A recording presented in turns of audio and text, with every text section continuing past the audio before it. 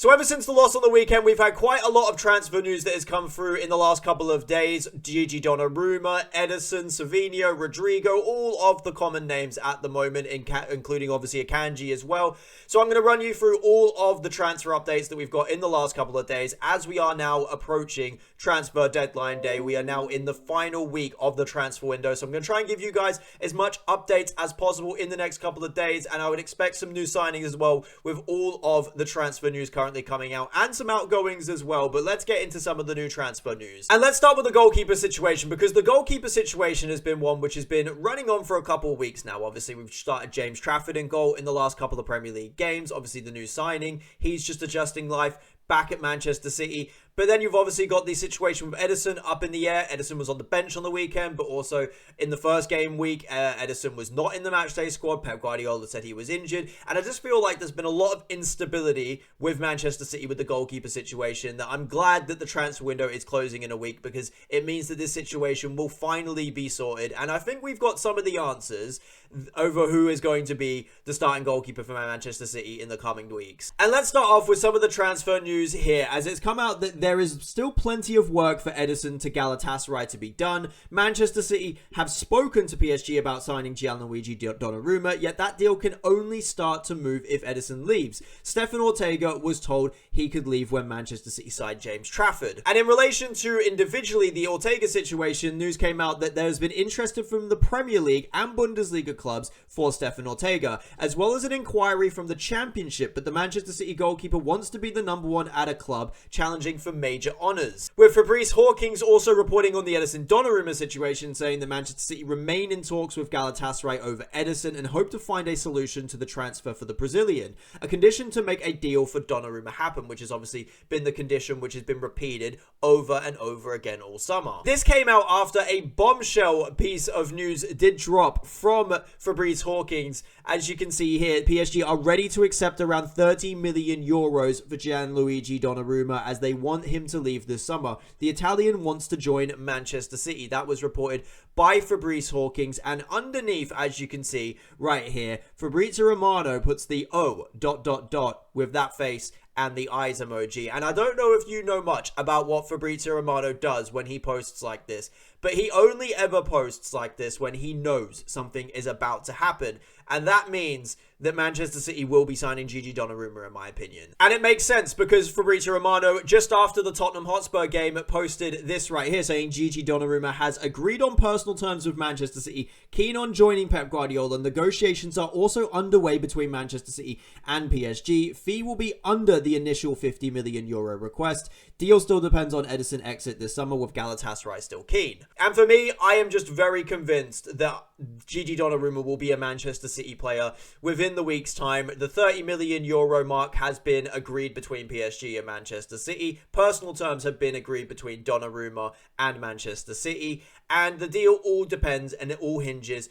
on the move between Ederson and Galatasaray. And personally, I think that there's absolutely no chance that Manchester City do all the groundwork on Donnarumma in terms of agreeing a fee, in terms of also agreeing personal terms with him, if they've not already been informed by Ederson that he wants to leave the club, and that they know that this transfer is going to happen before deadline day. Because if there was any chance that Ederson was going to stay at the club, Gigi Donnarumma would not be in this much of an advanced stage with Manchester City. And for Ortega, for me, it's very obvious that he's going to leave the club in the next week. I'm surprised he's actually still at the club, if I'm being completely honest, because it is very clear that he is out of favour now at Manchester City. He wants to move personally for his own career. He wants to be the number one goalkeeper.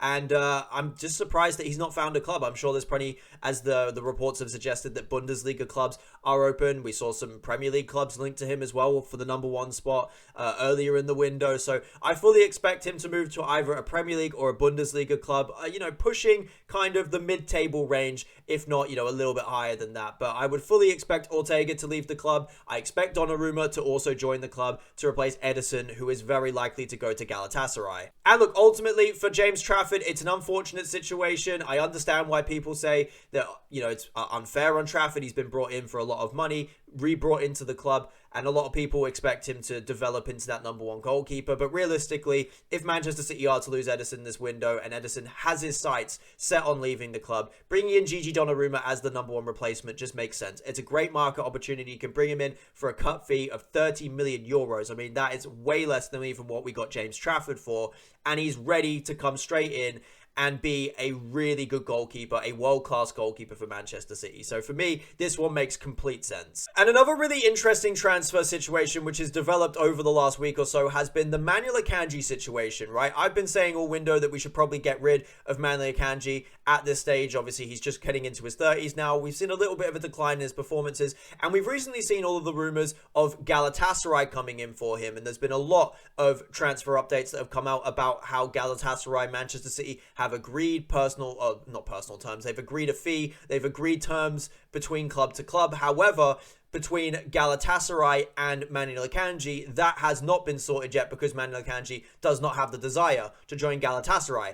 However, in the last couple of days, we have seen some really interesting updates on the Manuel Akanji front. However, after some of the updates we've got in the last couple of days, I'm very confident that Manuel Akanji will probably be leaving the club this window, because some of the clubs that have come in for him now are clubs that I do think will interest him. And let me just start with the most interesting of the two clubs that have been rumored to be coming in for him. And first of all, that is Bayer Leverkusen. As you can see here, Manuel Akanji is on Bayer Leverkusen's shortlist of potential replacements for Piero Hincapié. That is coming from Fabrizio Romano, obviously after the news broke in a couple of days ago about Arsenal coming in for Hincapié. It looks very likely that Arsenal will go and sign him, and obviously Bayer Leverkusen will be looking for a replacement. And now they have turned their sights on Manuel Akanji. Obviously, they've seen a market opportunity with the £15 million fee that was apparently agreed between Galatasaray and Manchester City. And I think it's very likely that between this club and the other club he's been linked to, that he will probably choose at least one of these options. And the other club is a very interesting one. It's another Premier League team, and it is Crystal Palace, as they obviously look very likely to lose Mark Guehi in this transfer window, and they will be looking to bring in a centre-half to be able to supplement the squad.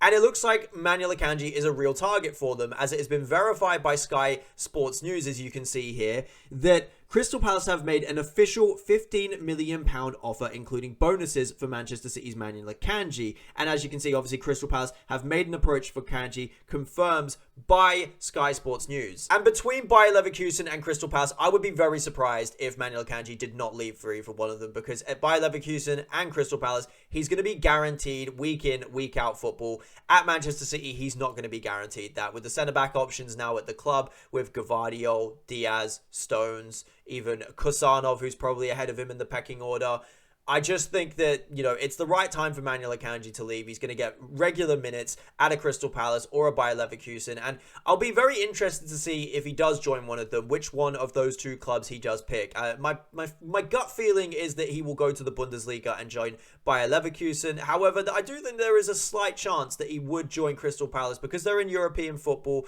and because they're a competitive team in the Premier League. I think there's a chance, but I think it's more likely if he goes to either one of them, he's going to go to Bayer Leverkusen. And I guess while we're here, we might as well talk about the Rodrygo Savinho transfer saga, which has been dragging on. I mean, it just seems like we're getting the same reports on recycle at this point, but I'm going to give you the latest in terms of Savinho and Rodrygo, what we've heard from the last couple of days. And I'll start off with Savinho, as it has come out that Tottenham are willing to pay more than 70 million euros for Savinho. Manchester City want over 80 million euros to reconsider their position on the player. That's coming out from Jacobs Ben. And then on the Rodrygo side of things, it says here that Rodrygo has instructed his agents to explore a new destination for him this summer, despite his camp insisting he wants to stay at Real Madrid. However, clubs that expressed interest were left with the impression that Rodrygo was not fully convinced about leaving. And honestly, I don't even know where I fall in this situation anymore. Part of me feels like, if I'm being completely honest, that Savinho is actually going to leave this transfer window and Manchester City don't secure the services of Rodrygo. And the reason why I say that is because I can see it as deadline day encroaches and as Tottenham get more and more desperate to get their attacker across the line, because it's very obvious they want an attacker. They missed out on Eze, and now they have to go big for another big signing. Savinho would be a really good signing for them. I personally think that there is a decent chance that they bite the bullet and they sign Savinho for 80 million euros.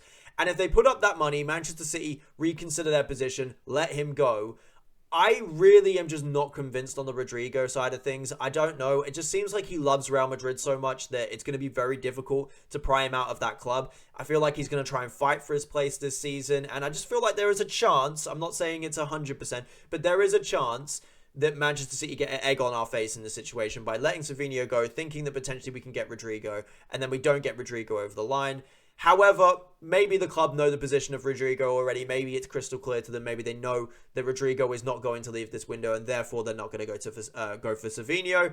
Who knows? But this situation is dragging out. I feel like it is going to drag out, continuing very close to deadline day. So I guess that's one to keep our eyes on. I'm sure I'm going to be giving more updates on that in the future. However, that is all of the updates I have for you in this video. I will continue to make videos throughout the rest of the week to try and update you guys as much as possible on the new transfer news coming out. It's going to come out thick and fast. So make sure you hit the subscribe button if you do enjoy these type of videos. Hit the like button as well to let me know that you did enjoy the video. And yeah, let me know what you guys think of all of the transfer rumors or transfer news in the comments below. I'll see you guys on the next one. Until then, peace.